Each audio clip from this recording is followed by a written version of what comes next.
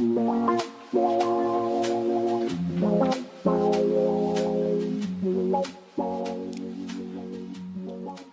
guys, how are you doing?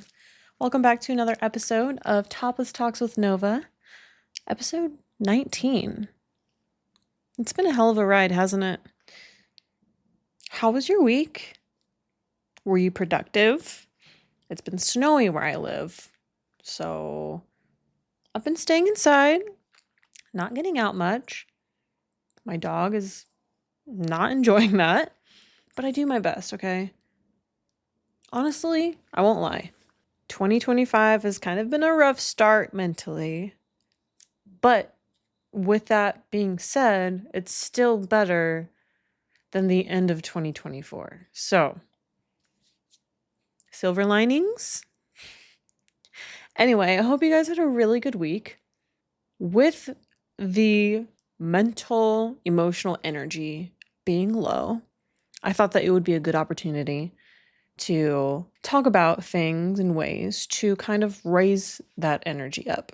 Okay. And this is a message to me just as much as it is a message to you. Okay.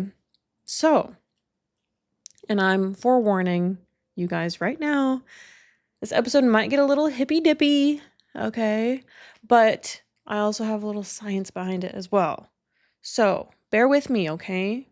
Come in with an open mind, please. So, what is the law of attraction? Basically, the law of attraction is the belief that our thoughts, our feelings, our beliefs kind of shape our reality, and it attracts a similar energy. Basically, the thoughts that you catch yourself having the most, whatever energy is attached to those, that's the energy that you are attracting. And obviously, this is not a foolproof notion.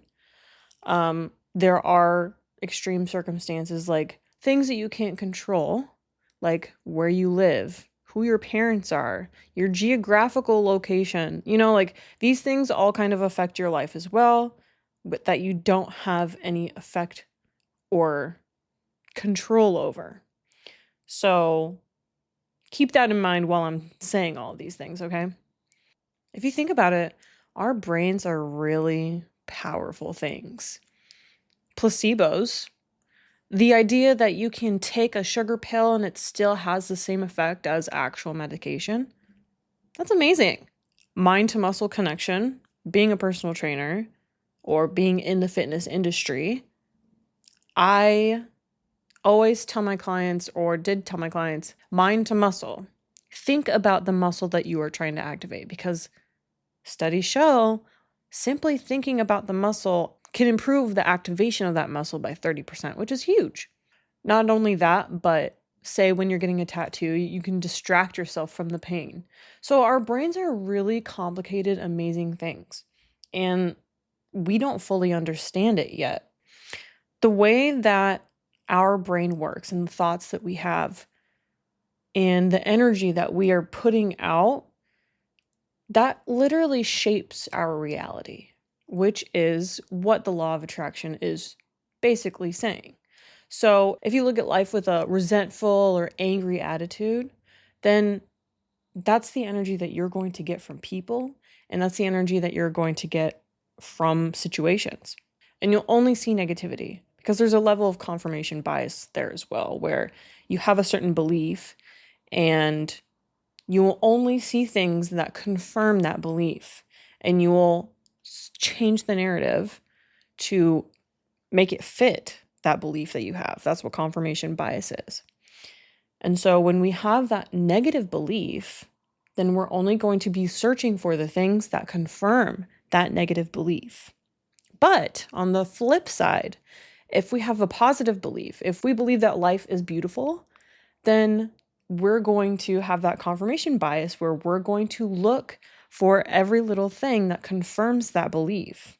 When you see life as beautiful, it'll be easier to see beautiful things, and it'll be easier to believe that you deserve beautiful things as well. When you are constantly thinking about how unlucky you are, you're probably going to look over opportunities in which could be lucky for you. You might reject an opportunity because in your head you're like, oh, well, I would never win anyway. So that belief that you were unlucky not only is limiting you, but you are creating that reality. It's not that you're unlucky, it's that you truly believe you're unlucky. Therefore, you're unlucky. It's crazy how our brain works, isn't it? And so, in quantum physics, everything is energy. People, objects, feelings, emotions. Feelings and emotions, we feel those things inside of us physically. And people who are really in touch with their emotions are able to pinpoint exactly where physically on their body they feel certain emotions. So, for example, sadness, sometimes I feel that directly in my chest. Sometimes I feel it in the pit of my stomach. Anger, I feel a lot of it throughout my whole body. It's like coursing through my whole body, but a lot in my fists and a lot in my throat as well. I want to scream. I want to punch things. And so each of these emotions kind of runs at a different level of vibration or a different frequency. And bear with me here. These frequencies are based on the level of brain waves happening while we have these emotions, while we get lost in these emotions. So, high vibration emotions or high frequency emotions are love, joy, peace, excitement. These emotions or these feelings bring like an openness to you or help you feel like inspired and bring more peace to you in your life. The low vibration emotions like sadness, anger, jealousy, shame, these are body heavy. You feel these directly in your body, and there's almost like a disconnect in your brain to where you want to react physically. And so that's what kind of makes it a lower vibration and a lower frequency, and that makes you feel disconnected. And it's a like heavy, dense, like constrictive feeling, right? Can you agree? So, how can you create positivity, or how I like to say, romanticize your life? Because when you romanticize your life, that just means that you're looking for the beauty in just the small situations. So when you're doing that, when you enjoy like your first cup of coffee in the morning, or if you look at the sky and it just makes you stop for a moment, you're like, wow, like life is beautiful. Just those moments that are so mundane, but they take you and just stamp you right there in the moment and just make you appreciate everything. That is romanticizing your life. And so when you intentionally do that, that kind of creates more chances for better opportunities to come into your life because you are opening yourself to the positivity of life and to the beauty of life. And so that means you're going to be more open to maybe new things that make you happier, new things that make you appreciate life more. That's what the law of attraction is. And I truly believe this.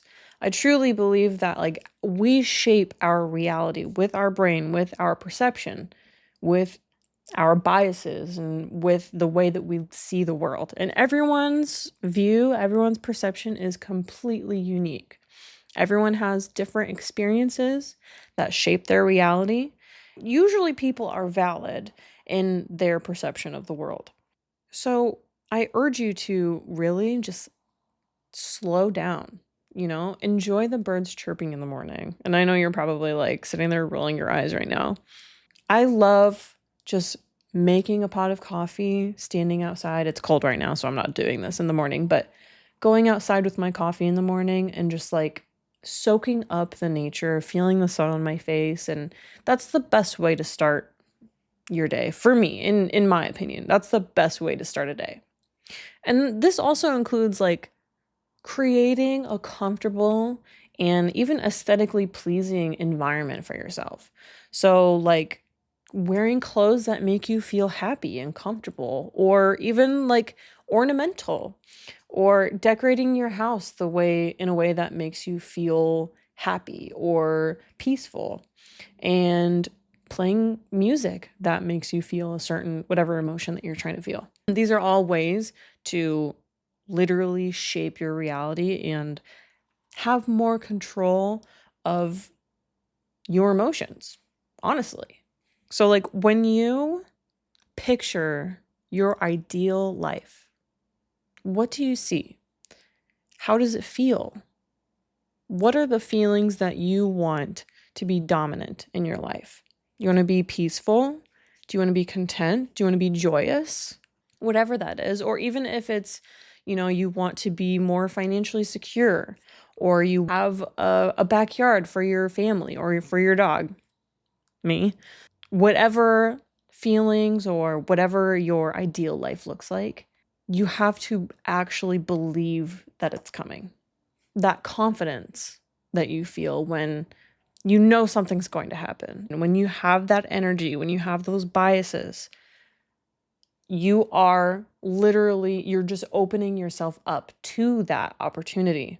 When you believe that you deserve something, you're going to look for those things that confirm that bias, remember? You're going to pick out things in life that support that belief.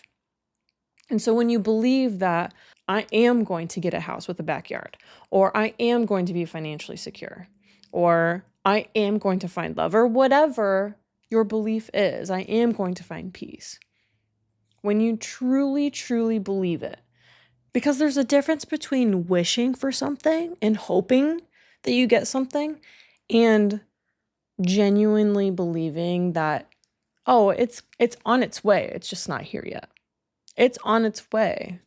It's just not here yet. It hasn't reached me yet. If you don't believe you deserve something, you probably won't get it.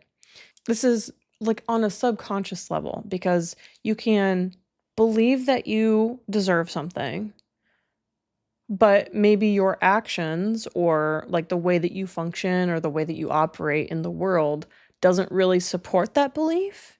So maybe in your head, you're telling yourself something, but it's not, it doesn't reflect in your actions, you know? So try in your everyday life to like align with the beliefs that you have.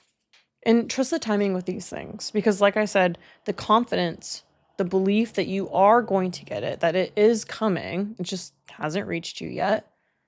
Any like failed or missed opportunities, it just means you weren't ready for it yet.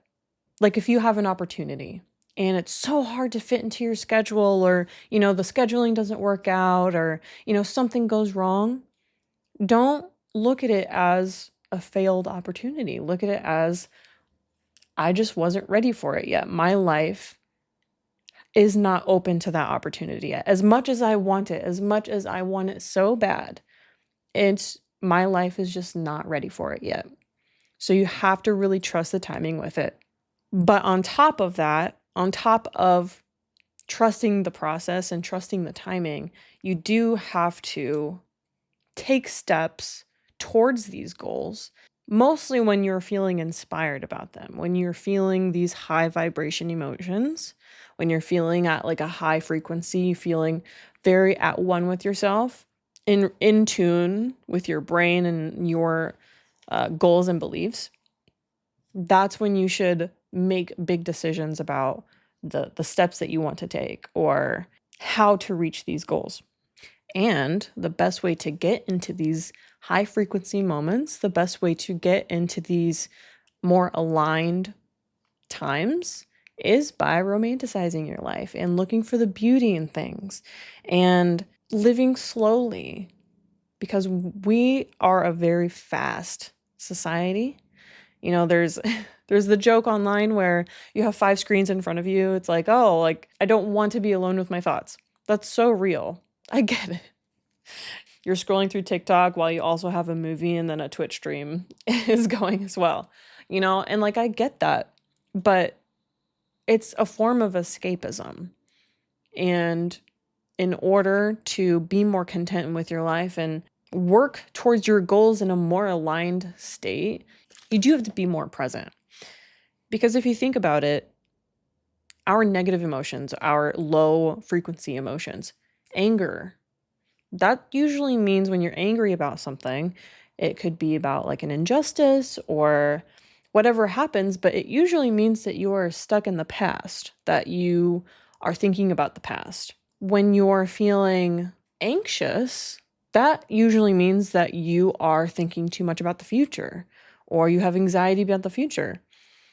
So all of these like low frequency emotions, it just means that you are not in the present and that you are not appreciating the present and that you are not here.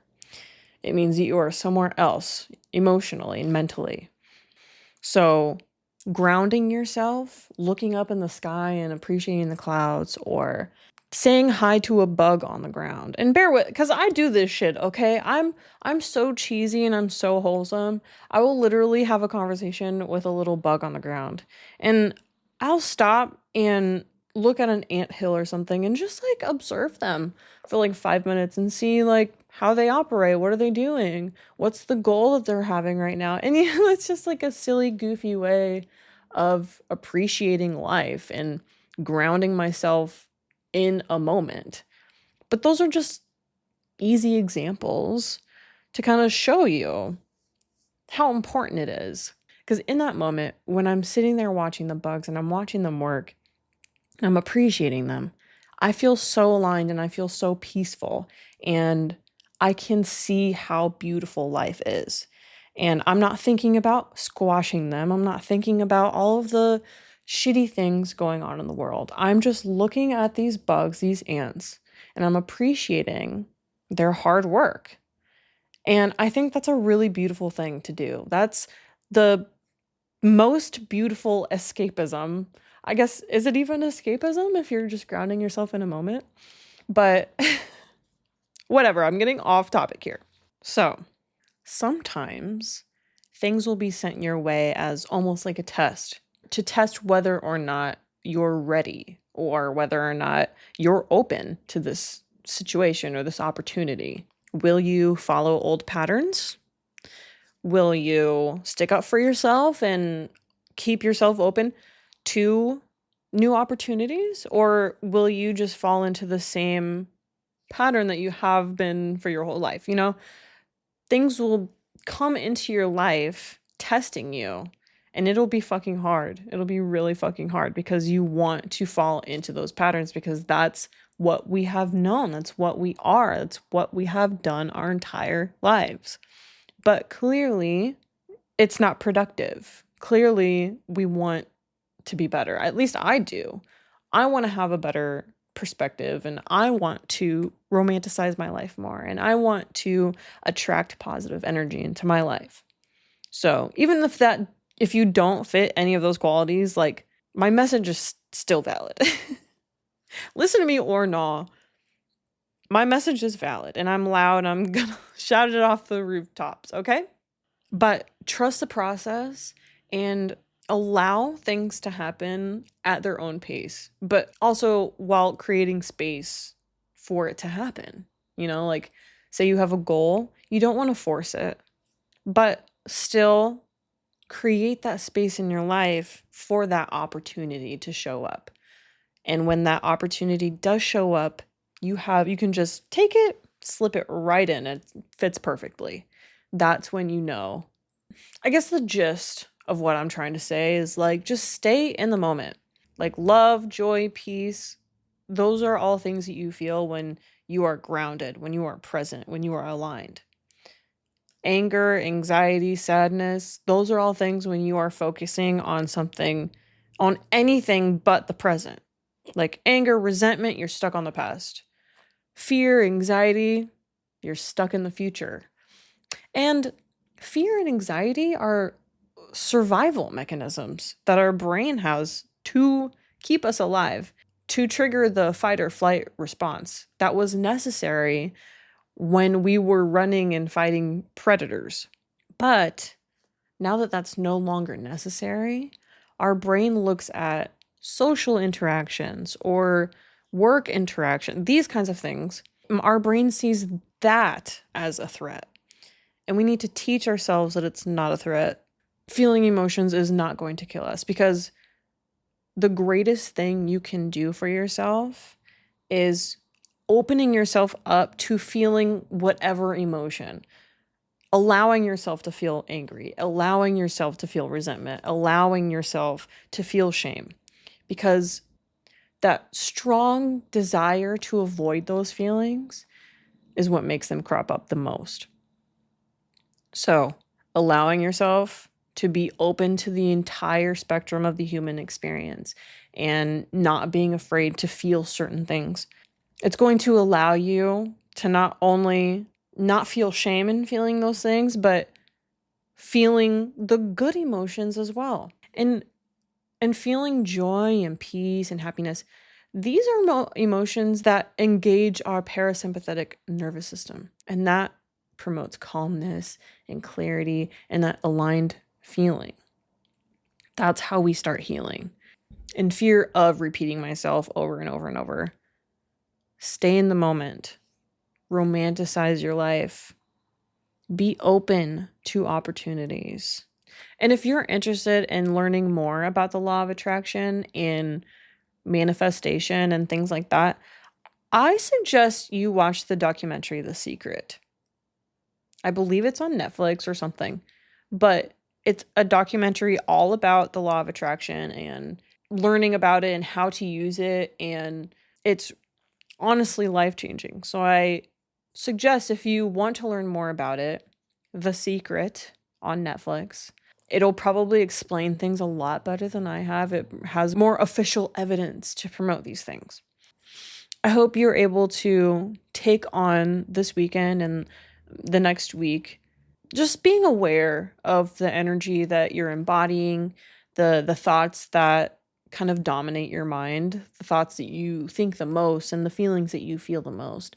And sit down with yourself and decide if those feelings and those thoughts, are they aligned with the goals that you have and like the ideal life that you want to live.